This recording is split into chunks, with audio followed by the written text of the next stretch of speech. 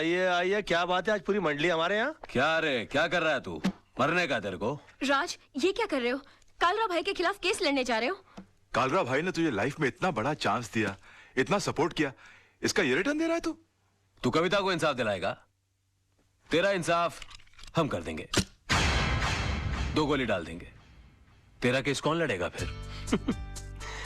यार, आप बंदूक और तलवार ही इस्तेमाल करना जानते हो कि कभी कभी दिमाग भी इस्तेमाल करोगे? ये केस मैं नहीं लड़ता तो कोई और लड़ लेता और जीत भी जाता शायद, क्योंकि पब्लिक की सिंपैथी तो उस औरत के साथ है। ये तो आपकी तकदीर अच्छी है कि केस मैं लड़ रहा हूँ। कालरा साहब, आपके भाई मेरे भाई की तरह है।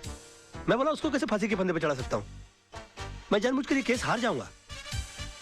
बस फर्क इतना होगा कि आज तक मैंने केस जीतने की फीस ली है आपसे, पहली बार केस हारने के पैसे लूंगा। देखा भाई, मैंने कहा था कि जरूर कोई कमाल का पपलू लाया होगा ये छोकरा।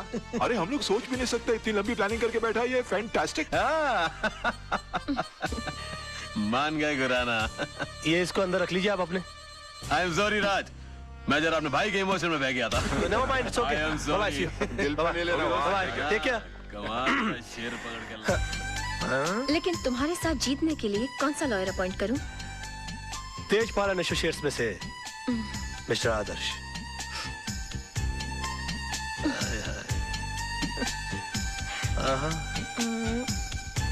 अच्छा, तो ये लो। उफ, याद आए।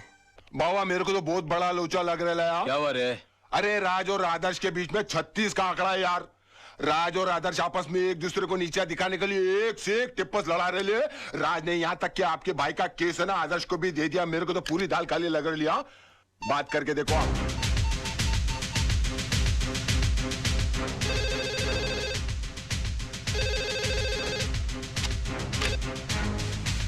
क्या रे, कालरा बोल रहा हूँ मैं।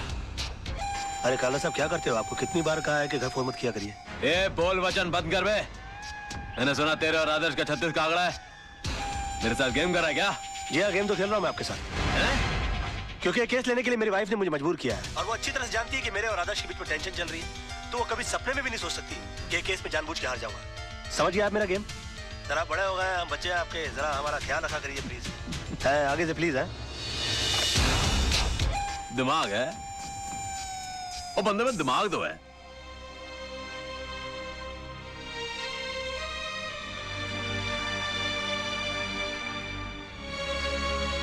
जानू, एक कप कॉफी मिलेगी? बहुत थक गया हूं मैं। मेरा बस चले तो उस कॉफी में जहर मिला के पिला दूं तुम्हें, पर क्या करूं, पत्नी हूं ना तुम्हारी। क्यों, ऐसा क्या कर दिया मैंने? झूठ, मक्कारी और कुछ आता है तुम्हें? एक मजलूम औरत तुमसे इंसाफ की उम्मीद लगाए बैठी है और तुमने उसका केस लड़ने से पहले ही उसे हरा दिया। तुम हो ना मुफ्त में आजकल बहुत शक करने लगी हो। तुम ऐसा सोच भी कैसे सकती हो मेरे बारे में? हरगिज नहीं सोच सकती थी अगर मैंने खुद अपने कानों से कालरा को फोन पर नहीं सुना होता। बेबी, ऐसा झूठ बोलना पड़ता है मैं फोन पर? एक और झूठ। तुम्हारी सारी जिंदगी एक बहुत बड़ा झूठ बनकर रह गई है। ये 500 रुपए का नोट याद है तुम्हें? ये इसी कविता का केस जीतने पर तुम्हें मिला था। अपने हाथों से तुमने इस पर सत्यमेव जयते लिखा था।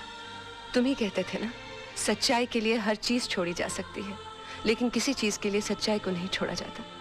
और आज पैसों के लिए तुम सिवाय झूठ के और कुछ नहीं बोलते। हाँ, झूठ बोलता हूं मैं। तो तुम क्या समझती हो तुम्हारे डैडी झूठ नहीं बोलते?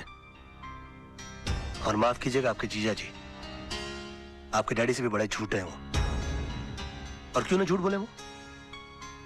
एक आदमी अपना घर परिवार चलाने के लिए, उन्हें सुख देने के लिए वकालत का काम कर रहा है, और उसकी एवज में वो जिससे पैसा लेता है तो उससे इंसाफ नहीं करेगा वो? आदमी काम क्यों करता है और पैसा किसके लिए कमाता है वो? खुद के लिए कि बच्चों के लिए, बीवी के लिए? नहीं, ये पैसा तुम अपने लिए कमाते हो।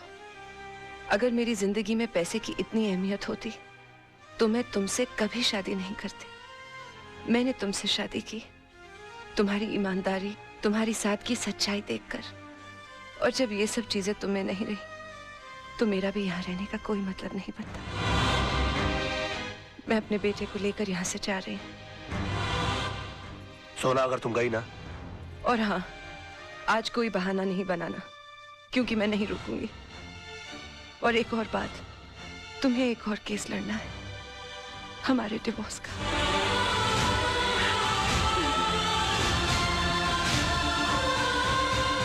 सोना, बेबे, जानू,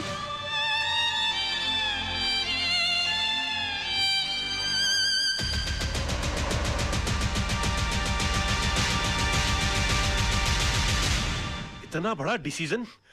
माना कि रात से गलतियां हुई हैं भाभी, लेकिन वो दिल का बुरा नहीं है। आप चलो मेरे साथ, मैं समझाता हूं उस गधे को। नहीं मोहन भैया, मुझे किसी किस्म का कॉम्प्रोमाइज नहीं चाहिए। मैं आपके पास अपना भाई समझ कर आई हूँ।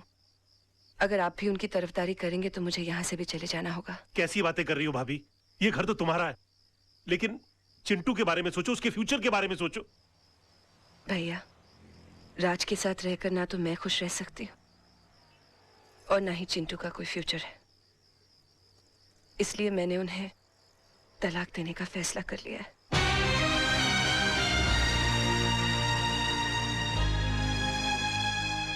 अंकल, ये तलाक क्या होता है? बेटे, भगवान ना स्वर्ग से जोड़े बनाकर धरती पे भेजता है और इंसान उसे तोड़कर जो पाप करता है ना, उसे तलाक कहते हैं। अंकल, अगर मेरे मम्मी पापा अलग हो जाएंगे तो मैं किसके पास रहूंगा? बेटे, ये तो कोर्ट फैसला करेगा कि आप पापा के साथ रहोगे या मम्मी के साथ। कोर्ट मुझसे नहीं पूछेगी कि मुझे किसके साथ रहना है? पूछेगा ना। तब तो मैं बोल दूंगा मुझे मम्मी पापा दोनों के साथ रहना है। तब तो तलाक नहीं होगा ना? ऐसा नहीं होता बेटे, और फिर तुम्हारी मम्मी भी तो नहीं चाहती कि पापा के साथ रहे। क्यों? तुम्हारे पापा के झूठ से तंग आ चुकी हैं वो। अंकल, अगर मेरे पापा झूठ बोलना छोड़ दे तो मम्मी पापा को छोड़ के नहीं जाएगी ना? शायद बेटे।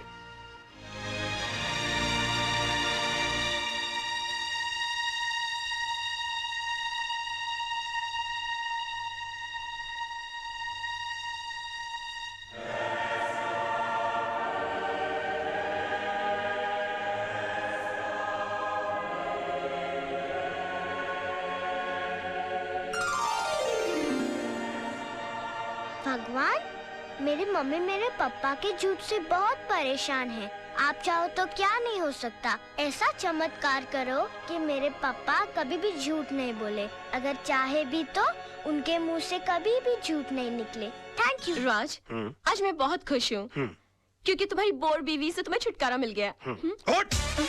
उठ! क्या मेरी गोद को कुर्सी समझ रखा है जो बार बार आकर मेरी गोद में चढ़ जाती है? हाँ? या कबूतर खाने का चबूतरा समझ रखा है इसको? और हाथ पांव से इतनी तगड़ी है कि किसी कमजोर आदमी की गोद के अंदर बैठ जाओ ना तो वहीं के वहीं अपाहिज हो जाए वो बेचारा। और तुम क्या मेरी बीवी को बोर बोलती हो? तू बहुत बड़ी टाइम पास है। हाँ? अरे वो तो अपने प्रोफेशन को आगे बढ़ाने के चक्कर में, अपने आप को आगे ले जाने के चक्कर में मैं तुम्हारे चक्कर में आ गया। अरे मैंने कभी अपने सगे बाप को प्यार नहीं किया तो तुमको क्या प्यार करूंगा मैं? हाँ, और एक बात कान खोल के सुन लो, मेरी बीवी इतनी बड़ी बोर नहीं है जितनी बड़ी तू चोर है।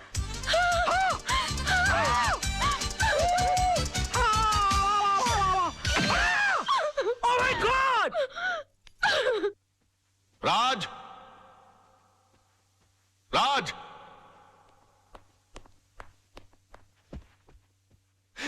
ये मैं क्या सुन रहा हूं बेटे? तुम्हारी हरकतों से तंग आकर सोनम तुम्हें डिवोर्स देना चाहती है, लेकिन तुम तो उसे प्यार करते हो, तुम मुझे अपना गुरु समझते हो। तुमने ऐसा क्यों किया बेटे? ये सब तुम्हारी वजह से हुआ बुढ़ाऊ। और तुम मुझी को कोस रहे हो। बुढ़ाऊ? हाँ बुढ़ाऊ। बेटी को पाला कोसा बंगले के अंदर और उसके बाद शादी के बाद सड़ने के लिए छोड़ दिया साला चाल के अंदर। हाँ? अरे वो तो कम अकल थी, लेकिन तुमको तो अकल थी, तुम रोक सकते थे उसको। लेकिन नहीं, मैंने तुमको अपना गुरु माना और तुमने क्या किया मेरे साथ? गुरुद्वारे के बाहर हाथ में कटोरा देकर भिखारी बनाकर खड़ा कर दिया मुझे और बोले बेटा मांग भीख। बड़े दामाद को डेरी चलाने के लिए कंपनी, और मुझे क्या दिया? Social service centre. कहा गरीबों की दुआ लगेगी? मेरी बद्दुआ का डर नहीं लगा तुझे बुड्ढे? हाँ? बड़ी बेटी की शादी के बाद रिटायर नहीं हुआ, लेकिन मेरी शादी करते रिटायर होकर भिंडी और आलू उगाने के लिए चला गया गाँव के अंदर। और याद है किस तरह से पीठ पर हाथ मारकर मुझसे कहा, हाँ, कि बेटे I am proud of you my son, I am proud of you. मेरी बेटी खाली हाथ घर से जा रही है। अरे यार, जब बच्ची के हाथ में कुछ दोगे नहीं तो खाली हाथ ही जाएगी घर से। इतना भी नहीं कि महीने 2 महीने का खर्चा दे देते, लेकिन ना, कहा कि मेरी सारी चिंता दूर होगी। अरे अपनी चिंता जब दूसरों को दे दोगे तो खुद की चिंता तो दूर हो जाएगी ना। 2 बेटी पैदा कर सकते हो, 2 घर दबा नहीं पाल सकते थे।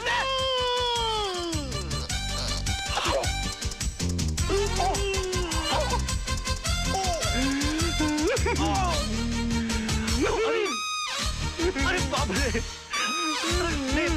अंकल जी,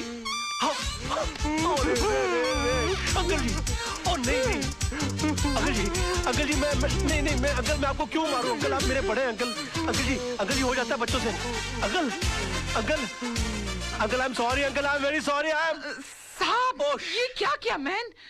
तुमको लगती मेरे घर के मामले में बोलने वाली? हाँ? चलती फिरती बुलडोजर, डायनासोर की सड़ी हुई अंडी। Shut up! Get up! Oh, I'm sorry, Tisa baby. I'm so sorry. Dinosaur, Anna, तुम लोग अपना काम करो।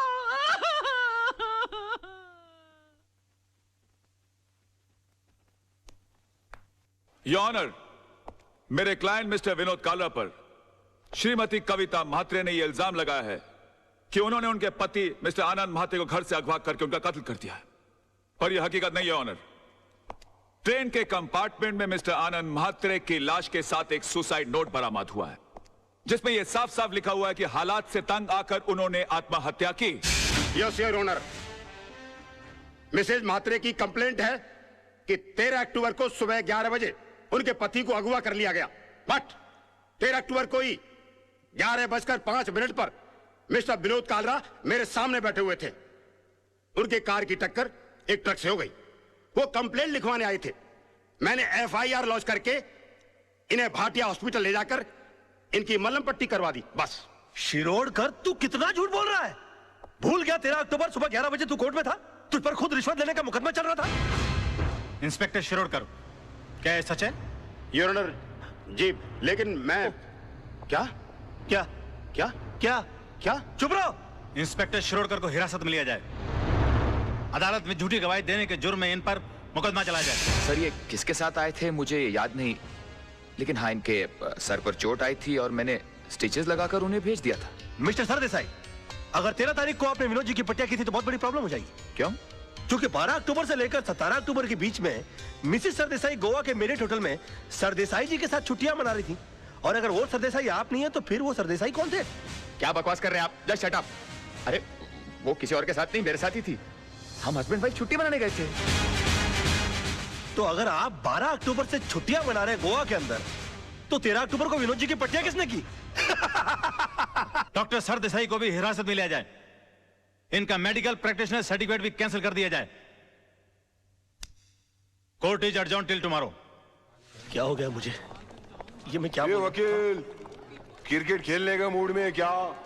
2 बॉल में 2 विकेट, इरादा क्या है तेरा? क्या हो गया मुझे? ये क्या हो गया मुझे? क्या हो गया मुझे? मैं इतना सच क्यों बोल रहा हूँ? Good morning sir. आज आप नहीं बोलोगे मैं कैसी लग रही हूँ? श्रीदेवी या माधुरी? सब बताओ ना प्लीज। शैतान की खाला लग रही हो। ऐसा बम लग रही है जो कभी भी फट सकता है। तुम बुर्का पहनकर क्यों नहीं निकलती हो? तुमको मालूम है बच्चे लोग देखकर कितना डर जाते होंगे? No, I am not mean. तुम बैठी हो तो ऐसा लगता है जैसे कोई भैंस पानी में बैठ गई हो। I resign. सर मैं कैसा लग रहा हूँ? लग रहा हूँ ना बिल्कुल धर्म जी जैसा। धर्म जी की इतनी बेइज्जती। अबे तू धर्मेंद्र नहीं, तू बंदर लग रहा है। चलते फिरते कुरमुरे की गोनी, दिन भर डुक्कर की तरह खाता रहता है, एक दिन फुग्गे की तरह फट जाएगा। सड़क पर तेरी लाश पड़ी होगी, उठाने के लिए कुली बुलाने पड़ेंगे। और कभी कभी नहा भी लिया कर, भैंसे तेरे कपड़े इतने बांस मारते हैं, पूरा स्टाफ परेशान रहता है तुझसे। हॉस्पिटल में क्लोरोफॉर्म की जगह अगर तेरे कपड़े सुंगा दिए जाए ना तो पेशेंट कोमा में चला जाएगा। अबे पेट मत खींच, पेट खींचने के बावजूद तेरा पेट बाहर रहता है। मुर्दे के बाल काट देने से उसका वजन हल्का नहीं हो जाता। मैं क्या बकवास कर रहा हूँ? मैं क्या बोल रहा हूँ? मेरे कंट्रोल में। अबे तू कंट्रोल में आ जा वरना तुझे काट के फेंक दूंगा मैं। डार्लिंग, सोना, लव, माय बेबी, तुम यहाँ क्या कर रही हो? तुम चली जाओ ऐसे। आज के दिन मुझसे कोई नहीं मिलेगा। प्लीज प्लीज तुम चली जाओ ऐसे। मैं तुमसे बात करने नहीं आई हूँ। मैं सिर्फ इतना पूछने आई हूँ कि तुमने डैडी से ऐसा क्या कह दिया कि उनका बीपी लो हो गया, उनके लिए डॉक्टर बुलाना पड़ा। ओहो, तो बुड्ढा बच गया। हाँ? मैंने तो सोचा था कि अब तक निकल लिया होगा। क्या बकवास कर रहे हो? बकवास नहीं, मैं सच बोल रहा हूँ। मैंने तो उनसे भी साफ साफ कह दिया कि मैंने उनके नाम और दौलत के चक्कर में तुमसे शादी की थी। हाँ, तुम्हारे पीछे में लट्टू बनकर इसलिए पड़ा हुआ था। तुम्हारी गाड़ी के सामने मैं झूठ मूठ कूदा था, मगर तुम इतनी बेवकूफ लड़की हो कि इतना छोटा सा झूठ नहीं पकड़ पाई। तरबूज में कान नाक मुंह फिट किए हुए तुम्हारे बाप की शक्ल की इंसान की मैं पूजा करता रहा, ये सोच करके वो मेरी जिंदगी की छतरी बनेंगे, मगर तुमने मेरे सर से छपराई गुल कर दिया। सम्मान और खुदारी के चक्कर में तुमने मुझे मदारी बनाकर छोड़ दिया।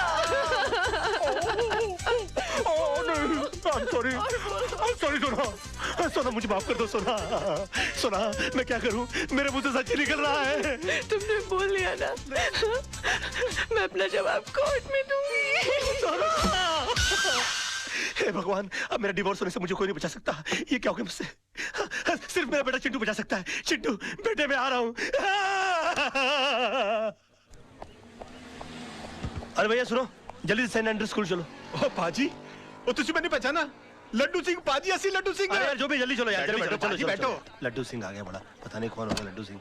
ओ पाजी, वो गड्डी नहीं है ए। अरे यार जल्दी चलो यार। पाजी, तुसी मैंने पहचाना नहीं?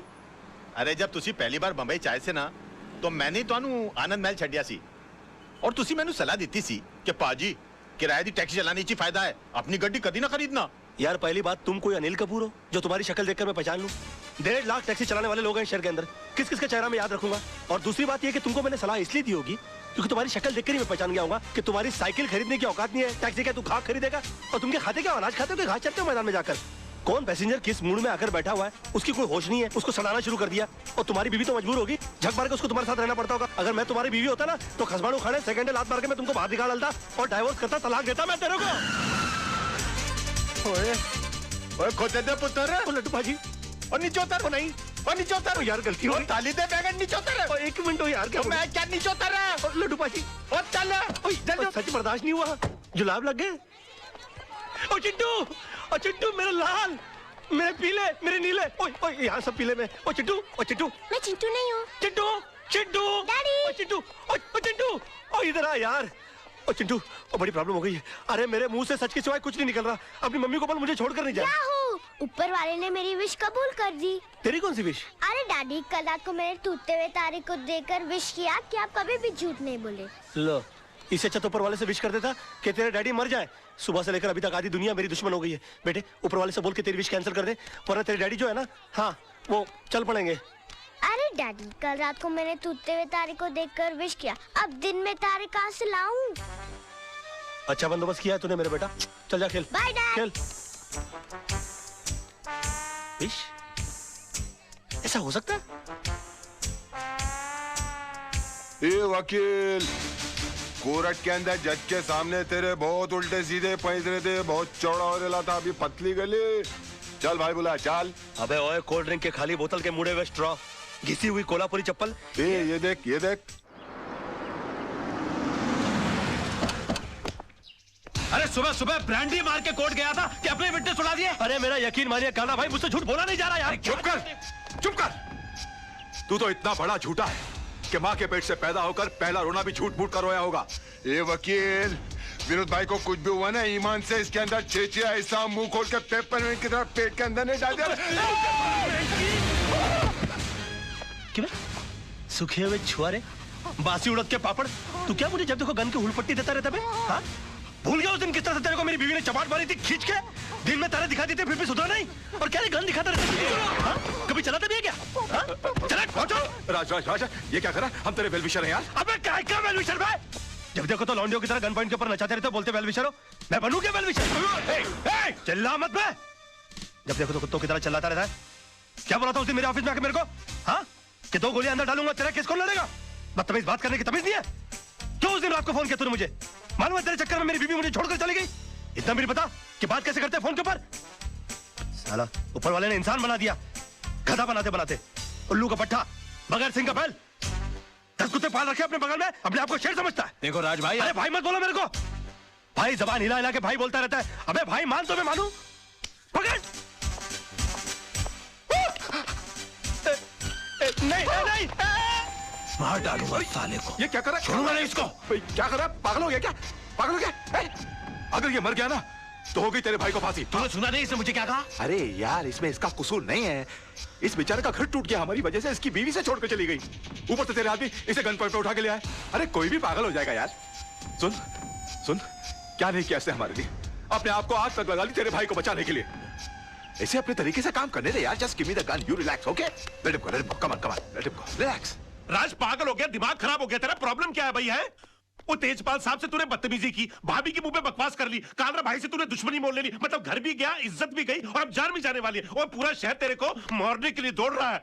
ओ यार मैं कुछ नहीं कर रहा यार, सब अपने आप हो रहा है यार। मेरे मुंह से झूठ नहीं निकल रहा है। झूठ नहीं निकलता, सबसे बड़ा झूठ तो आप बोल रहा है तू। बैठ तू इधर, बैठ। चल, तुझे लगता है ना मैं झूठ बोलता हूँ? बैठ। चल तू मुझसे कोई भी ऐसा सवाल पूछ, तुझे लगता है जिसका जवाब मैं झूठ ही दूंगा। चल पूछ मुझसे। ठीक है, तो फिर बता, मेरे बारे में तू अपनी राय बता। दोस्ती टूट जाएगी यार। नहीं नहीं, टूट जाए दोस्ती, तू बता दे आज मेरे बारे में राय क्या है तेरी? दुश्मनी हो जाएगी, जाने दे। नहीं दुश्मनी हो जाए यार, तू बता मेरे बारे में राय क्या है तेरी? कुछ और सवाल। नहीं कुछ और क्यों पूछूं, पहले ये बता मेरे बारे में राय क्या है तेरी? तो सुन, मैंने तुझसे बड़ा बेवकूफ अपनी जिंदगी में नहीं देखा। अभी जिस शहर में बगैर मतलब के लोग किसी को पानी नहीं पिलाते, वहां पर तूने मुझे रहने के लिए अपनी खोली दे डाली, और उसके बाद तूने क्या सोचा कि मैं तुझे राजा हरिश्चंद्र समझ लूंगा? उसी वक्त तू मेरी नजरों से इतना गिर गया कि मुझे यकीन आ गया कि मैंने एक डफर से दोस्ती कर ली। तब जाके मुझे मालूम पड़ा कि 10 साल मुंबई शहर में रहने के बावजूद तू बड़ा वकील क्यों नहीं बन पाया। और एक चैलेंज मारूं, तू अगले 10 साल भी रह लेगा ना शहर में, तो उसी कोर्ट के बाहर उसी खंबे के नीचे खड़ा मिलेगा, क्योंकि तू इंसान नहीं है, तू खंबा है साले, खंबा।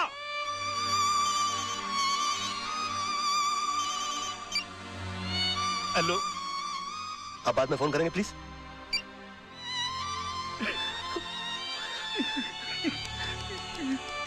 सॉरी यार, ये सच्ची क्यों निकल रहा है मेरे मुंह से यार? नहीं नहीं, मुझे तेरी बात का बिल्कुल बुरा नहीं लगा, फोन दे दे मेरा। बल्कि मुझे तो आज बहुत खुशी है, तू वाकई में सच भी बोल सकता है। काश ये सच बोलने की आदत तुझे बहुत पहले पड़ गई होती, तो इतने बड़े घर में तू अकेला नहीं होता, भाभी घर छोड़ के नहीं जाती, चिंटू तेरे साथ रहता। राज, मैं तुझसे हाथ जोड़ के रिक्वेस्ट करता हूं, बचा ले, अपने टूटते हुए घर को बचा ले। एक और सच बोलूं मोहन, ये तू ऐसे करता है ना, मेरा दिल करता है कि एक लाफा मारूं खींच के तुझे यार।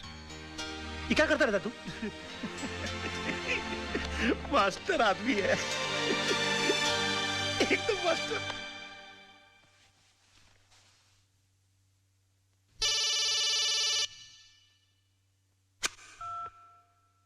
हेलो। हाय डैड, मैंने आज रात को टूटते हुए तारे को देखकर अपनी विश वापस ले ली है। अभी आप फिर से दिल खोल के झूठ बोल सकते हैं। उसकी कोई जरूरत नहीं है बेटा, अब मैं जो भी लड़ाई लड़ूंगा सच के साथ ही लड़ूंगा। योर ऑनर, माना कि जिस दिन आनंद म्हात्रे का कत्ल हुआ मेरे क्लाइंट मुंबई में थे, पर इससे यह साबित नहीं होता कि मेरे क्लाइंट ने उनका कत्ल किया, क्योंकि आनंद म्हात्रे के जेब से निकली हुई चिट्ठी यह साफ साबित करती है कि उन्होंने खुदकुशी की। योर ऑनर, आनंद म्हात्रे एक लड़ने वाला इंसान था, हालात से तंग आकर आत्महत्या करने वालों इंसानों में से वो था ही नहीं। और डिफेंस के कहने के मुताबिक अगर उसने हालात से तंग आकर आत्महत्या की है, तो मैं उन हालातों के बारे में जानना चाहूंगा। योर ऑनर, आनंद म्हात्रे की खुदकुशी करने की वजह थी उसकी बीवी की बेवफाई और बदचलनी। ऑब्जेक्शन योर ऑनर, डिफेंस मेरे क्लाइंट के ऊपर बेबुनियाद इल्जाम लगा रहे हैं। वो एक नहायत ही शरीफ बेवा को बदनाम करने की कोशिश कर रहे हैं sir. 1 minute my friend. Your honour, I can prove it. Mishra ji, आप मरहूम आनंद म्हात्रे के पड़ोसी हैं? हाँ साहब, 20 साल से मैं उनका पड़ोसी हूँ। तब तो आपको पता होगा उनके घर कौन आता था कौन जाता था। जी हाँ। कोई ऐसा खास आदमी जो उनके एब्सेंस में आता था? हाँ जी, आता था। कौन? वो जो पतले से आदमी बैठे हैं ना, वो। हाँ साहब, ये आदमी अक्सर इनके घर आया जाया करता था। किस वक्त? साहब, आने जाने का कोई टाइम फिक्स नहीं था, कभी दिन में भी आता था, रात में भी आता था। क्या करने आते थे? अब साहब क्या करने आते थे मैं क्या बताऊं। साहब, घर का दरवाजा बंद होने के बाद घर के अंदर क्या होता था, क्या करता था, मुझे नहीं मालूम साहब।